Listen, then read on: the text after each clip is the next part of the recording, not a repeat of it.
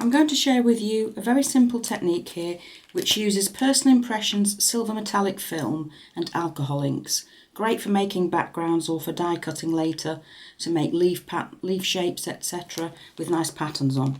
And if you haven't seen the film before, it's a silver metallic film which comes 5 sheets of A4 size in a pack, and it's available from anybody that stocks Personal Impressions products can get this for you. I've cut myself a couple of little pieces of it so I can show you more clearly here what it looks like. It does have two very distinct sides to it. One is a more glossy surface, whilst the other one is a more matte finish.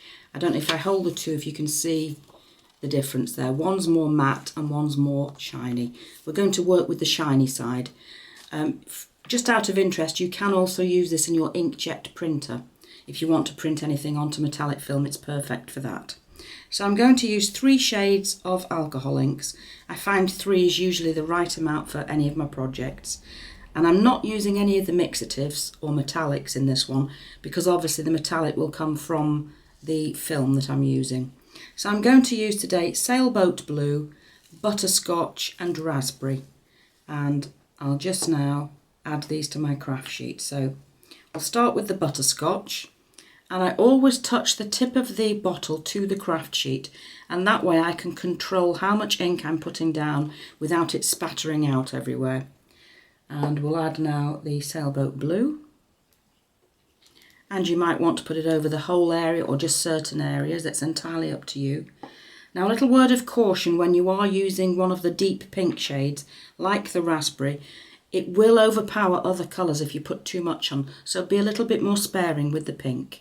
So we're just going to use a few dots here and there. And then finally I'm going to take blending solution, and now this will act as a dilutant and it will allow the inks to flow more freely. So I'm just going to put a few little drops on there, and then we'll take the metallic sheen with the glossy side facing down, drop it onto the ink and give it a bit of a squidge. Just pressing it down lightly, and then we'll lift up and see what we get. You're always surprised by this. There we go. It really is lovely, and it's going to improve as it dries. Now, whilst this ink is still wet, I'm just going to put another sheet down, but I'm just going to add a little bit more blending solution. This will always dilute the colours a little bit more, and you will notice that on the second amount of the blending solution, the ink tends to go out more in a circular fashion. That's perfectly normal. So we'll pop the second sheet down and see what we get. You tend to get more of a streaky and slightly paler finish on the second sheet. There we go. You can see it's just definitely got more of a streak to it. You can always go back in and pick up certain areas of colour that you may wish to have more of or that you've missed. And so you can keep on going until you like the effect. So you can see now how gorgeous that one looks now that it's dried. I'll sort of hold it in the light, then you can see it. The shimmer and the sheen that you get with it. So that's how we create the effect on the film, and it's perfect if you want to use that with your archival ink to stamp onto, or you may want to use it with your die cutting machines to create really nice shapes that have obviously got this beautiful sort of oil on water effect. And just to show you, here are a couple I did earlier, just to show you some different colour combinations, slightly different effects.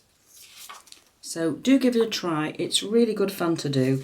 You'll end up with all sorts of lovely backgrounds, and you can do an awful lot with them.